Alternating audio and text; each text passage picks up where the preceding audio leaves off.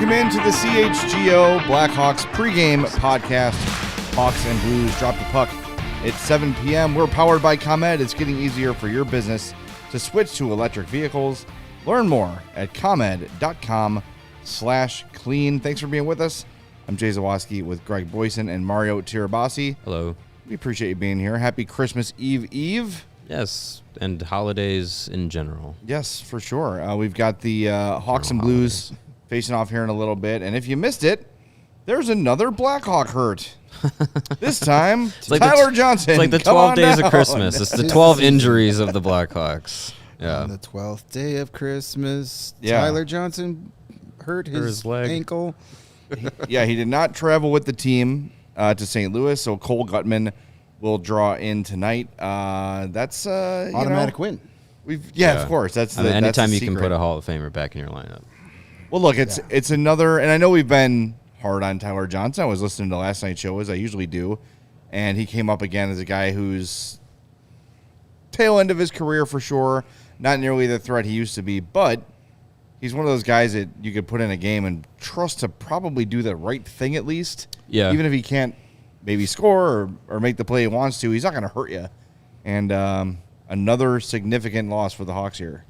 Yeah, I mean, I just want a stretch of health for this team. Just to, we haven't seen this team at its full capacity, and we won't for the rest of the season with Taylor Hall being out for the year. But would have loved to have seen this team play a stretch of games where everyone was healthy. We didn't even have that at the start of the season. No. So they haven't played one fully healthy game. Yeah, from what you were expecting the roster to be. And they won't, because Kurashev was out those first couple of games, and then Taylor Hall got hurt. And then he was in and out of the lineup. Taylor Hall got hurt again, and then Taylor Hall got hurt again, and Blackwell wasn't available. Enough. And it's just been sucky for this team to not be able to play at full strength, healthy, and now that Johnson's out, you get Gutman in. At least it's a pair of fresh legs after a night of back-to-back games. Hopefully he comes in, has a solid effort. I assume he's going to jump into that spot that Tyler Johnson vacates on the second line and go from there. Yeah, we've talked a lot about Tyler Johnson, how he just seems to have lost a half a step, and in this league, losing a half a step makes you look really, really slow. But he's still third on the team in goals with 7, behind Jason Dickinson and Connor Bedard. So it's not like he's been completely useless. Some people on social media or here in post-game chats would make you think that, he's just been a complete waste of a uniform this year, which is not to say, he has had a lot of good chances that just haven't gone in. It's either been a big, a tremendous save the goalie has made, or it's gone off a post. He's there in the right spot. He could easily have 10 goals. Over 10 to 12 goals and be right there with Bedard. But, it's still a loss for this team. Yeah, for sure. But, Gutman will slide in there. We'll see what he could do. Maybe those couple of games away got, we'll give him, what Luke Richardson wants to see. Richardson mentioned before when he was originally supposed to be out and then came back in, he wanted some more defensively from him. So maybe getting those couple days off, you get what, and then if you're going to be playing on the second line, you're going to be out there against some decent players tonight. Well, speaking of Luke, why don't we give his pregame interview a listen, see what he had to say about this one, then we'll update you on the lines. We'll play Who's Your Hawk. We've got some other periphery Hawks news to get to as well. So lots to do in a short amount of time, but here is Luke Richardson. We got Arvid starting in net, same D, and we're putting Gutman in up front, and we're going to probably mix and match the lines a little bit today, and just kind of running on back-to-back games. Whoever's got the energy is going to play a little more, and whoever doesn't and can't find it might play a little less. Is that something you've noticed in previous back-to-backs that you wanted to do? No, I think in this time of the year as well, like emotions are running high, and I think people, you got to make sure we know not just physically, but who mentally is prepared tonight. And I think they're all professional, but sometimes it's a learning experience if it's the first time for some of the young guys, and we just got to make sure everybody's geared in early. So we might jumble it around and see what settles in, and then go with that. I assume Blackwell's good to go after. Yeah, Blackie's good to go, I think he was just probably a little scared, stepping on a stick, but he was fine after the game, and he's ready to go. For him to repeat kind of what he did in the first game in the second game, is that last year he kind of struggled a little bit to find a rhythm, and it seems like he's already been better this year. Yeah, and I think at the end of the year when we made the decision that he got surgery and shut him down, I think he was finally finding himself that he's playing like now. So unfortunately, it was the right choice to shut him down early. Otherwise, we might not still have him back. But I think that's kind of where he's looking at. So I think he finished off on a good note, and I think he was so eager to get back, and it took extra long in recovery that he really had a charge going, and he always plays with energy. But I think playing with Dickie and Nick helped too. They're firing on all cylinders right now, and I think they make a good combination. So we'll probably move them maybe back together at some point today. But at the beginning, we might just use them in all different places just to kind of help everybody else out, because they got some rhythm going just in their own games, and hopefully that can spread around the other guys. In Edmonton, when Reichel had that tough game, and you kind of mentioned that his confidence was low, did you talk to him after that, or was there some kind of thing that changed things for him? Yeah, I think I showed him a few clips, and we're always trying to talk to him and encourage him on the bench to skate and use his shot. And I think he tried to do that a little bit last night at times. He just didn't get execution on a lot of offensive chances, but he was pretty responsible back checking and using his speed there. But we need some more out of him, and I think he knows that. He wants more of it himself. So we just talked a little bit today and showed a couple clips about last night, some of the good things and some of the places where he's got to get a little bit harder and more determined. Have you kind of approached things differently with him than maybe with other guys, or than you did at the start of the year, just because he has needed a little bit more help? No, not differently. I think sometimes maybe a little bit more often than a guy like Dickinson or Foligno. Obviously, they're veterans and they're going pretty good. So you got to put the attention where the care needs it, and he just needs a little bit of help there right now. And I think he's trying, but sometimes when you're trying, your mind's kind of thinking too much instead of reacting, and you're always a half step behind or on the outside. We need him to get on the inside a little bit more with that speed, and I think he was there last year, and I think he knows that. But to get there, sometimes it just takes a couple games in a row. The one game scoring a goal, that's not good enough. He needs to follow that up with 2 or 3 games like that. What were the clips that you showed him? He had some good back-checking clips, really hard skating back-checking clips, and he gets on the right side. He's on the front side of the shoulder, and he turns them back. He had a good line rush in the first period where he sprinted in and dropped past to Donato for a shot on net, and he had one in the third where he went in with some speed, and we talk about defensemen that always do the one leg down, and Savard is one of those guys, and I said you have to get to know the league and who does that, and with his speed, if he drops his shoulder to shoot the puck, and then that guy's going to bite, then take one more step wide and get the shot through because he got it blocked, and we need to get a little bit more offense. And then Isaac Phillips is kind of the other guy I wanted to ask you about. Has he done enough to prove he can be in the NHL full time, or what more could he do to kind of get to that level? Well, I think he's working towards that. I think, but he's in a tough position right now because he's trying to earn that consistency and the trust from the coaching staff, which we do. But he's playing top minutes against the top team's best players, so it's hard to kind of cultivate that while you go, but he's doing a fine job with it. But there's 1 or 2 times a game where maybe he just bobbles a puck and it gets tangled up, and you can't do that on the ice with those guys. So for him, he just needs to be consistent, simple. I think he made a really good play up on the first goal to Connor, and he needs to do that. I think he did one in the second, but the shift before, he kind of fumbled a face-off win in the corner and got into trouble for a scoring chance against their top line. So you can't be, you can't be 50-50 in the NHL. You got to be close to 100% almost every night, and even then, it's not good enough, but it gives you a chance to be good enough. Is it kind of a consistency thing where a lot of the shifts he's playing well, and it's just every odd shift that. Yeah, and it's not by a lack of try again from him, like a good kid, and he asks questions and takes in information. So the longer he's here, the more information he's getting, and he's improving his game. And we just have to shrink down those little hiccups every once in a while. Everybody has them, but if you can shrink them down to as minimal as everybody else or less, then you're going to become an everyday NHLer. That is Luke Richardson in a very dramatic angle and frame rate, and the Blair Witch. The shadowing was intense. That was something. A scene out of a very dramatic movie. All right, well, we've got the lines, and they're pretty interesting here. You've got there's a picture of Luke drinking there on the screen that kind of might give a little insight as to why these are the lines. Some pregame eggnog. And so your top line, left to right, Foligno, Bedard, Kurashev, okay. Beauvillier, Dickinson, Radish, Donato, Entwistle, Blackwell, Reichel, Gutman, Johnson. There's your forward lines. Your D pairs are Phillips and Murphy, Tenorti and Crevier, and Korchinski and Zaitsev. You know, I don't love Reichel on the fourth line after the Colorado game, his best of the year.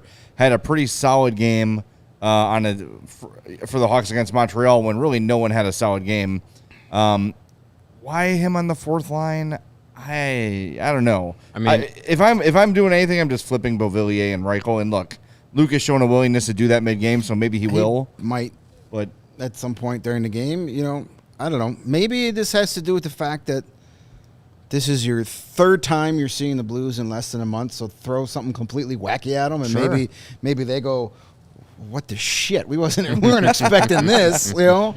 Who knows? Yeah. After, you know, at this point, like, I'm not going to hand wring over lines too much because outside of like three guys, you can pretty much put anybody in any combination and you kind of have the same thing.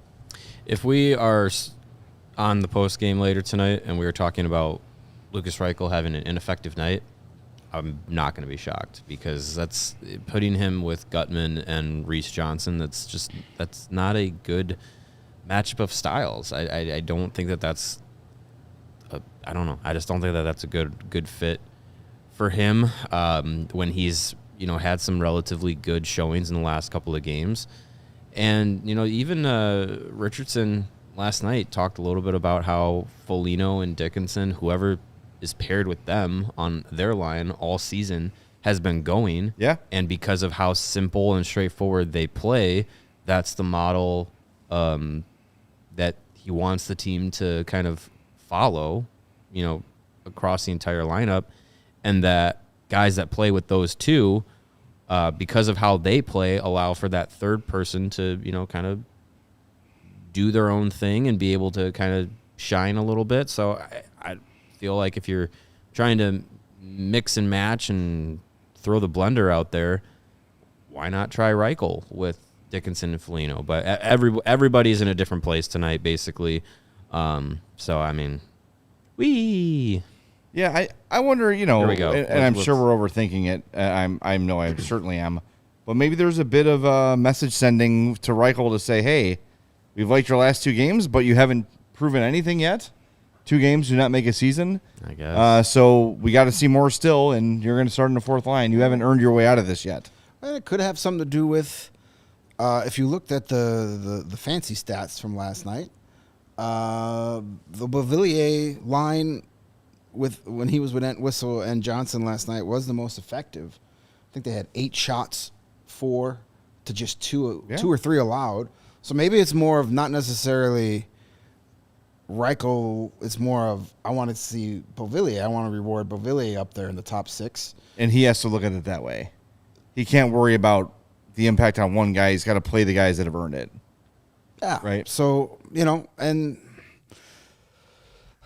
I mean, you would think there would be some space out there for Reichel tonight with Reese Johnson on his line. Sure. And, you know, Cole Gutman's got some offensive ability. So, I don't know. Listen, if you're supposed to be a dynamic player like he's supposed to be and he's shown that he can be, it shouldn't really matter who you're playing with. Go out and do your thing. Well, look, if Connor Bedard was on the line with these two guys, we'd be saying, great opportunity for Gutman and Johnson. Yeah, well, yeah, that's So let's see. Bedard presents that opportunity. I mean, look, if there's one guy who can get himself out of this role, it's Lukas Reichel.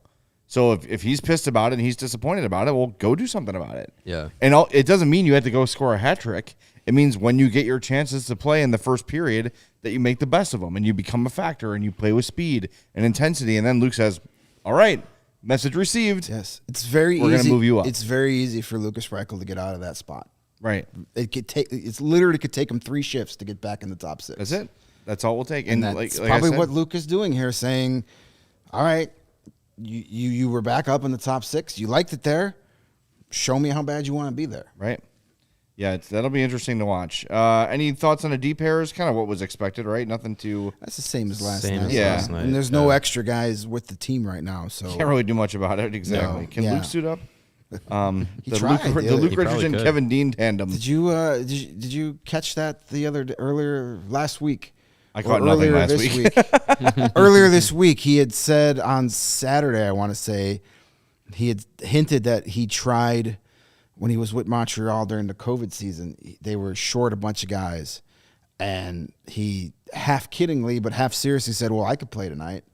And then everybody kind of laughed. I think it was Tuesday's morning skate. Scott Powers wanted him to, elaborate more on that. And I guess it was during the COVID bubble season that they made it to the Stanley Cup final. They were down, like they were down like 3 forwards and 2 defensemen. They literally were only going to be able to suit up like 17 guys for that game. And he went into the room and said, "Screw it, I'll put on a uniform. I'll play. I don't know how much I can give you, but at least we have another guy." This is a body, yeah, And right. he said eventually, like he had asked so many times that they had locked the door of the coach's room so he couldn't get in. So he said, "I guess that was a no." I mean, he would have been able to, because we've seen it where goalie coaches have suited up instead of e-bugs and stuff. So he's under a contract with the team. Nothing says he can't put on a jersey and That's interesting. sit on the bench. That would have been fun to see.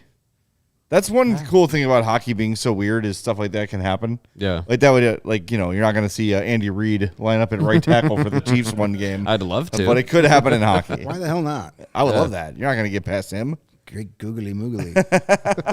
I'm sure Craig Counsell could get a bloop single still. Probably. He made a career out of it. Hey, those slap hitters, they can go forever. That's right.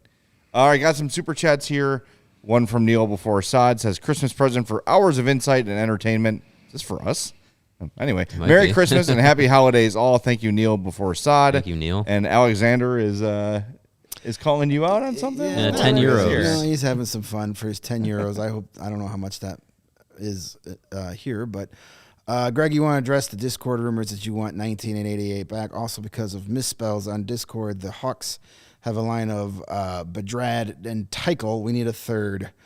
This one needs to be a thing. Did Fanatics make that line? Yeah, those are the Fanatic shirts. So maybe we'll get somebody else up there. But yeah, no, they were just commenting on our Diehards Only Discord, which if you want to participate in, become a diehard over at allchgo.com. We're commenting on last night's post-game show and just basically saying, like the three of us are getting tired of talking about, the Taves and Kane, no pun intended, Discord, about them not being here. And Discourse, whatever, sure. Discord, same thing. And they said, well, out of the three, Greg is the calmest when talking about it. So he must secretly actually want them back. That's what he always says. Guilty. Yeah. You That's found what me he out. always says. Sorry. Yep. By the way, 10 euros is $11.03. Oh, All right. So it's a little We extra. actually made some money on that thank one. you. All right. Thank you for our number one fan in Portugal. I say that with He is truly our number one confidence. fan in He is. Portugal. There's nobody in Portugal a bigger fan of our show than our guy, Alexander. All right, we've got one other thing we want to get to, but before we do, we want to share with you today's Who's Your Hawk selections. I won last night, so I got the last pick. So, Greg, I think you went first. I did go first. Sometimes you just got to keep it simple and go with Conrad Bedard and go for the win. It's a road game. Yeah. I mean, he usually does his best work in the white sweater, but We got 2 goals this month. he's on a 3-game point streak. He's had 5 point streaks of at least 3 games already this season. Pretty good. So let's go for 4. String some games together. Yeah, let's get a goal, maybe 2 or 3 tonight, and I'll get the helmet right before Christmas. There you go. Oh, congrats. I went with Jason Dickinson because, maybe he gets going. I mean, he scored last night.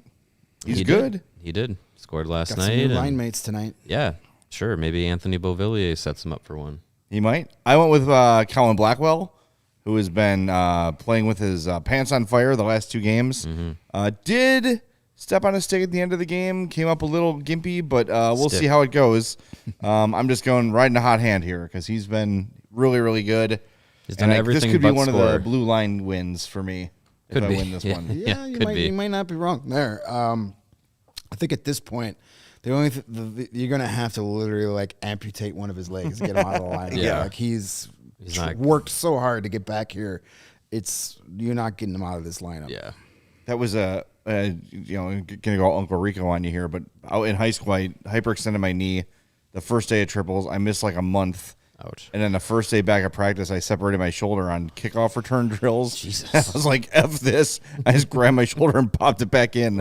So it's been a problem ever since. I've been going down this YouTube rabbit hole of sports injuries and like doctors like actually like walking through them. It is mind-boggling how many times people are just like, yeah, I just threw my shoulder back into place, and doctors are just like, don't do that. Like, it just happens so often. In fairness, it hurt, so I just grabbed it. Right. I went, and grabbed my shoulder, and I just happened to pop it back in. Shoulders are weird, man. Yeah, it's not good. Yeah. So every 4 or 5 years, I'll reach for something on the shelf, and it will go and give out on me. I have that because I I partially tore my rotor cuff in high school playing football, and now see if you could pick which one it is. Is it the one with the hole in your armpit? That's the second time I've done that today. Moths! My sister was like, "You got a hole in your sweater." I'm like, "Yeah, you don't usually see that." I'm going to say the left one. It's my left one, Yeah. because this is as high and straight as I can go before it hurts. Interesting. Yeah. Greg, anything? Everything hurts. All right, fair enough. Fair enough. Everything hurts. It takes me hours to get out of bed in the morning, but I play through the pain for you guys. All right, and then Mario, you want to share this thing you saw from Ben Pope today? Yeah, Ben Pope put out an article. I'm pretty sure it was an interview that he was able to do with Kyle Davidson talking about the trade deadline this year, and Davidson had some interesting things to say. Quote here from him says, "We have a wealth of assets," he said. That puts us in a position that we don't need to go and trade guys just to build up our base of draft picks and prospects. You don't want to be closed off to anything, but you also want to be mindful of the team this year and players you might want to keep around next year. That likely means keeping some guys that maybe in years past we could have considered to move along. And I thought that was interesting because, last year it was very evident, like, okay, Max Domi and Andreas Athanasiou have signed 1 year, $3 million deals. Those are very tradable come March. Jonathan Toews and Patrick Kane, that was very much all season. Where are they going to go? When are they going to go? You ended up having guys like Sam Lafferty and Jake McCabe on the move as well. Like there were so many guys that you were just like, as soon as trade deadline season rolls around, all of them are likely going to be somewhere else. And this year, coming into this year, there wasn't really a lot of that. We looked at like some guys that like, yeah, it would make sense. If they play well, maybe they're going to be, intriguing. And as we've gotten through the rest of the season, guys that were on like expiring deals or 1 year deals, like Nick Foligno, like he's on a $4 million deal. That's not going to be flippable, even very easily without retaining money. No. And now it seems like I would not mind keeping him around, beyond this season. And it seems like the Blackhawks probably would have some interest in that too. They do. Jason Dickinson is a guy that's playing really well. He's on an expiring deal. It's very cheap. Like he would be a guy that if a team wants someone to play that kind of role in a fourth line, you might be able to get a decent offer out of it. Tyler Johnson's deal is expiring, but it's at $5 million. Like Nope. You're going to have to eat half of that you can. And even at that, I don't know. Like, you know, so I think it's interesting that Davidson has come out and basically laid the groundwork that, like, we may not be that active unless a team blows us away with an offer. Yeah, I mean, you got to listen, but, you know, you mentioned some of the guys who are free agents. They have so many. Like, it's almost faster to list who's under contract for I next said year. it like a week ago or something like that. Like there's like 15 UFA and RFA contracts on their like 23-man roster. Yeah, It's so crazy. Johnson, Beauvillier, Foligno, Dickinson, Blackwell, Gutman, Reichel, Entwistle, Johnson, Radish, Zaitsev, Tenorti, Vlasic, Phillips, Crevier, Mrazek. And like a lot of those are RFA deals. Woo, Joey Anderson. Yeah. All those guys are UFA or RFA. Whoa. Beautiful. There you go. That's. I mean, I like the approach though, because, I mean, of course you can never have too many draft picks, but at some point, keep some of these guys around. Like, some consistency and some continuity could be a good thing going into next year, because I do think they'll be a little more active this offseason. Maybe bring in a piece or two that matters and will be here beyond this year or the year after, or I'm sorry, next year or the year after. I expect at least 1 or 2 long-term deals to be signed this summer.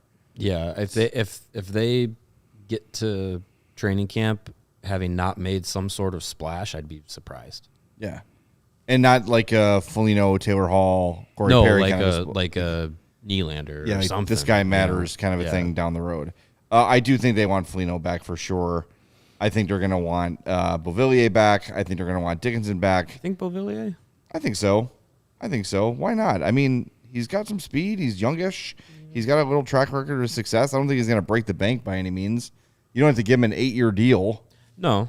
I'd like to see what he can do with a little more talent on the roster. He's sure.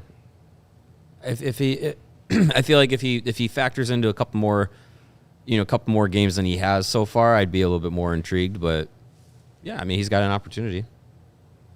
All right, we'll get into this a little bit more in the post-game show, unless we have some sort of riveting, crazy, super newsworthy game, because I know this stuff's on the mind of a lot of people. And as we get deeper into the season here, and the reaction to the wins and losses aren't as elevated as they have been for the first 30-plus games, you start to look big picture. And some of the assets this team has that are movable do become a big point of discussion. So we're going to get to that in the post-game for sure. So make sure you're with us here for the post-game show. It's going to be a lot of fun. Puck drops at 7, so you're probably looking around 9:45 or so for the post-game show. Yeah. And we'll have all the news coming in from Open Locker Room and Luke Richardson, and hopefully we're reacting to a Hawks win. It'll be a great Christmas gift to Hawks fans and to us before the Christmas holiday break. So make sure you're with us on the other side of the game. Reminder, on your way out, please smash that like button for us. Make sure you subscribe to the YouTube page as well. And hey, during the game, tell a friend about this and bring some new people with you for the post-game show. That would be a lot of fun. And anything to add before we wrap up? We good? Yeah, let's get Steven, a win. Anything you want to say? ComEd? I'm going to do that. All right, that was all I was just worried want about. to give a quick shout out to our guy Charlie, the bacon guy. I had shawarma bacon and grilled cheese for lunch today, and it was fantastic. Ooh. So thanks. Nice. Thanks again for. I actually did have one thing. All right. Steven's reading your book. Yeah. Oh, thank you, That's pretty Steven. Cool. Yeah. Steven says, Merry Christmas, everyone. Jay, I'm really enjoying your book. Thank you. Thanks for the prompt to promote the book again, because I keep forgetting. A little bit late. I know Christmas is in 2 days, but hey, print out the receipt and give it to someone. It's available at Amazon, Barnes & Noble. I recommend bookshop.org because that money goes to fund independent booksellers, which we need more than ever these days. So bookshop.org is our preferred way to go. So jump it on. It's called The Big 50, Chicago Blackhawks, the men and moments that made the Chicago Blackhawks. I wrote that a few years ago. So pick it up for the Hawks fan in your life. I would appreciate that. All right, now we're done. Want to remind everybody, though, before we go, we're powered by ComEd. It's getting easier for your business to switch to electric vehicles. Learn more at comed.com/clean. We'll talk to you after Hawks and Blues on the CHGO Blackhawks podcast. We all silly like the mayor.